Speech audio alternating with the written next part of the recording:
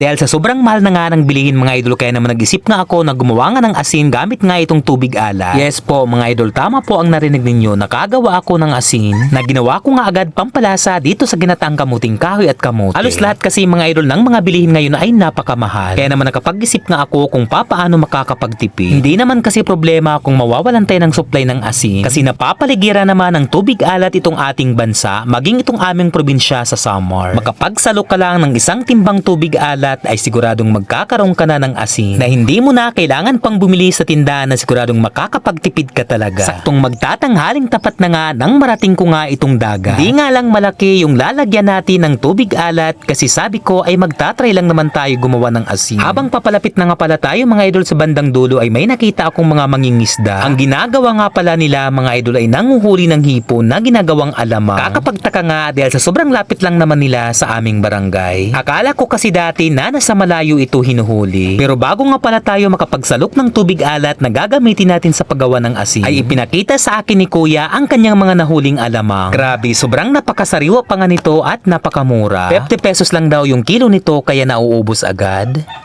So ngayon mga idol, tayo ay iigib na ng tubig alat para gawin nating asin. So dito tayo iigib. Andyan po yung Barangay Binay, Palapag, Northern Samar. So dito tayo iigib ng tubig alat para gawin nating asin.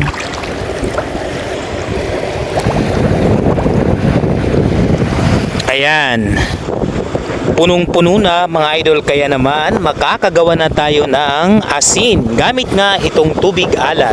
Pagdating ko nga sa bahay ay agad-agad ko na nga itong sinalaan gamit nga itong tela, para kasi kahit papaano ay walang makalusot na dumi. Syempre gagamitin natin to pampalasa sa mga pagkain, kaya kailangan talaga maging malinis. Yan mga idol, para mas makatipid talaga ay hindi na nga ako gumamit dito ng gasol. Kasi alam naman talaga nating lahat na napakamahal ngayon ng mga bilihin, lalong-lalo na yung gasol. Kaya kung nasa probinsya ka at malapit ka sa dagat, gumawa ka na ng asin para mas makatipid. At syempre libre mo ring makukuha yung panggatong, kaya wala talagang magiging problema. Habang pinapakuluan ko nga po pala mga idol itong tubig alat, ay meron ng namumuong puti sa gitna. Halatang halata talaga na magiging asin itong tubig alat. Makalipas ang 15 minuto mga idol, ay pakunti-kunti na nga yung kanyang tubig. Halatang magiging matagumpay nga yung paggawa natin ng asin. Alam kong mura lang naman yung asin sa tindahan, pero laking tipid mo pa rin kung nasa tabing dagat ka. Syempre araw-araw natin tong ginagamit, kaya lagi tayong nauubusan. Kaya ang laki pa rin talaga ng matitipid mo kung gagawa na lang tayo ng asin. At huwag kayong mag-alala mga idol, kasi hindi nga umabot ng 30 minutos ang paggawa ko ng asin. Kasi napakabilis lang talaga matuyo mga idol, pwera na lang talaga akong maramihan. Kung ayaw naman natin gumamit ng panggatong, ay pwede naman tayo makagawa ng asin kapag ibinibidad lang sa araw. Mas maganda kasi kapag gagawa ka ng asin yung pinapaarawan ng, kasi mas maputi.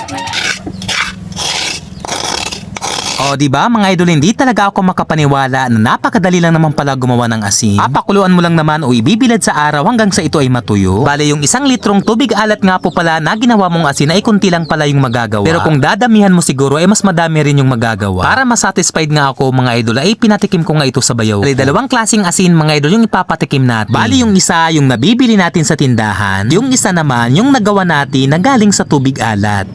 Tikman mo yung asin sa dagat. O, kumusta yung lasa? Parehas lang. Ito. Parehas lang. O, parehas lang. Ito yung asin sa dagat na ginawa ko. Ito naman yung sa tindahan. Parehas lang yung lasa. Parehas lang lasa. O, diba? Pero Magkaiba lang ang kulay. oo. Alin sa kanila yung pino? Yung pino yung sa dagat. Yan. Yan yung pino. Sa dagat. Tas ito naman, Yung malaki. pero parehas. Parehas ang lasa. At ito na nga mga idol, sa wakas, gagawin na nga nating panlasa itong asin na nagawa natin. Ano pinagkaiba ang lasa nito nung nilagyan namin to ng asin na gawa sa dagat? Kasi galing naman talaga sa dagat yung ginagawang asin. Tama? Ang kinaganda nga pala sa asin na ginawa ko sa dagat ay pinong-pino. Para siyang iodized salt. Hanggang dito na lamang po ang video natin. Marami pong salamat sa panonood. Kung inyo pong nagustuhan ng ating content, paki-like and share na lamang po. Marami pong salamat.